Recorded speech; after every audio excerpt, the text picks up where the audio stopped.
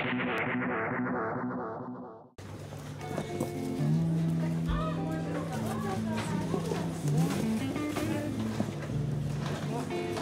c'est pour demain. Il y a à la fois les bénévoles et les salariés ensemble pour préparer l'épicerie pour qu'elle soit ouverte aux bénéficiaires à partir de 15 h. Tu peux laisser comme ça. Il y a les légumes de saison, on a les aubergines, des poivrons, les courgettes, les tomates, de la salade, l'artichaut. Et après, il y a tout ce qui est sec, des pâtes, des sucres, du café, du chocolat, du riz. Voilà, il y a de tout.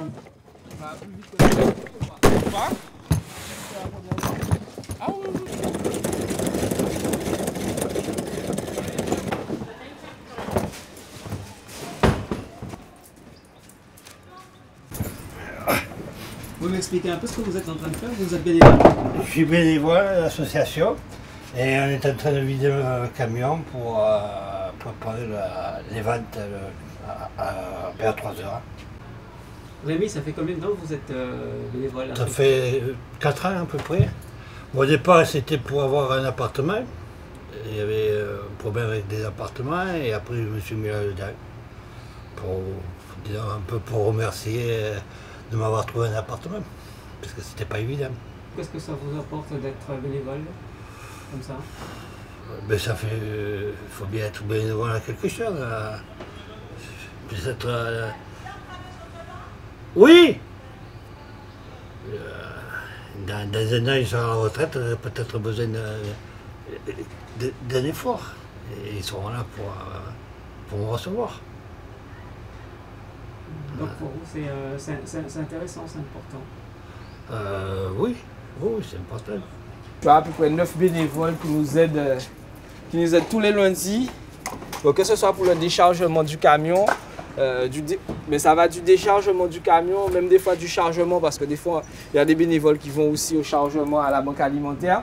Quelle quantité d'aliments vous avez récupéré cet après-midi? Ben là, on a récupéré à peu près 54 kg de viennoiserie, à peu près 260 kg de fruits et de légumes. Et en termes de produits laitiers, donc en termes de produits laitiers, on a récupéré 196 kg de produits laitiers. L'activité d'épicerie sociale et solidaire, on l'a depuis 13 ans. Et donc, à la création de l'association, l'objectif c'était d'accueillir des ultramarins, donc des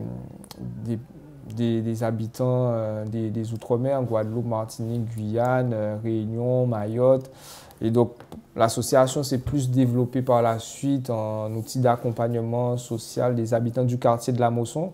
Et donc, dans ce cadre-là, on a commencé à accueillir pas seulement les ultramarins, mais les habitants du quartier. Les personnes qui étaient à la structure à l'époque ont pu se rendre compte qu'il y avait une précarité alimentaire aussi, des bénéficiaires qui fréquentaient l'association. Et donc, d'où l'idée de développer une activité de boutique solidaire avec cette épicerie sociale et solidaire. On a trois cagettes de pommes de terre. Ouais, 3 cagettes de pommes de terre. Donc, une pour cet après-midi, une pour demain matin et une pour demain après-midi. Les bénéficiaires, ce sont souvent des gens qui sont au RSA ou en fin de droit et beaucoup d'étudiants maintenant. On reçoit aussi des personnes qui ont une toute petite retraite et des étudiants, de plus en plus des étudiants. Ils financent déjà le loyer, donc les jeunes ils se débrouillent. Et nous, on tient absolument à servir les étudiants parce qu'autrement ils vont faire des petits boulots et après ce sont les études qui en pâtissent. On aide 80 familles à s'en sortir hebdomadairement en leur permettant d'accéder à l'épicerie sociale avec des produits à très bas coût, des produits à 10% du prix du marché. Donc, on s'approvisionne à la banque alimentaire. La plupart des bénéficiaires sont des habitants du quartier. Et